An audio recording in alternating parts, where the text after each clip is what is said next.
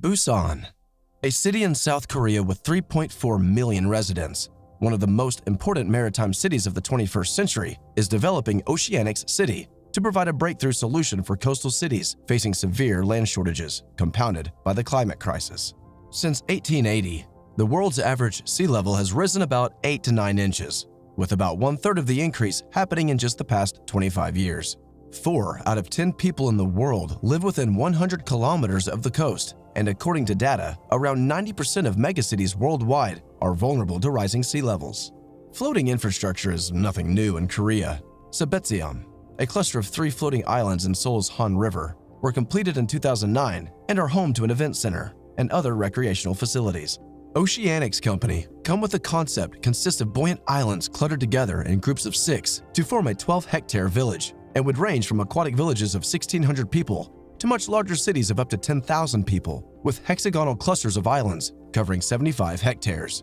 Oceanic City will build in the same shape of a circle with straight surfaces connecting together, which would stand against the wind and waves from all directions equally.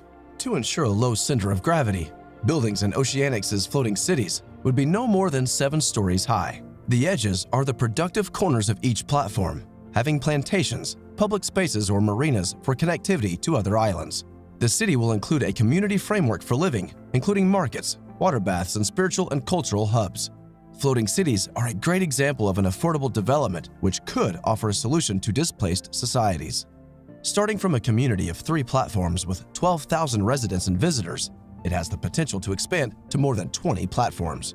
The floating platforms are accompanied by dozens of productive outposts with photovoltaic panels and greenhouses that can expand and contract over time, based on the needs of Busan. The floating city is being designed as an alternative to land reclamation, especially for coastal cities that need to expand due to a growing population. The floating city will still be attached to energy grids and water systems from the land in case of an emergency, but solar panels are the main source of power to the city. There will be no roadways in this city.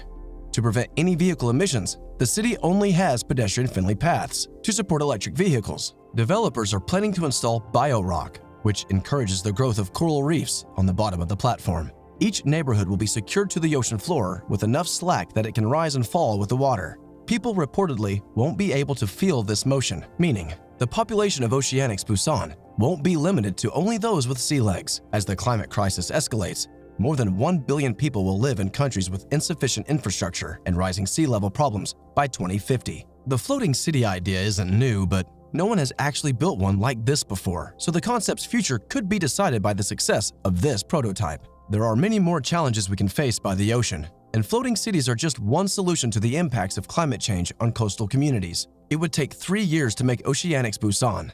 The construction and first floating city should begin in 2023 and could be built by 2026. More than 600 million people live less than 10 meters above sea level, and Oceanics could be the solution for millions of people. If the development is successful, similar platforms could be commissioned and built elsewhere, in places like Dubai, Monaco, Miami, or New York.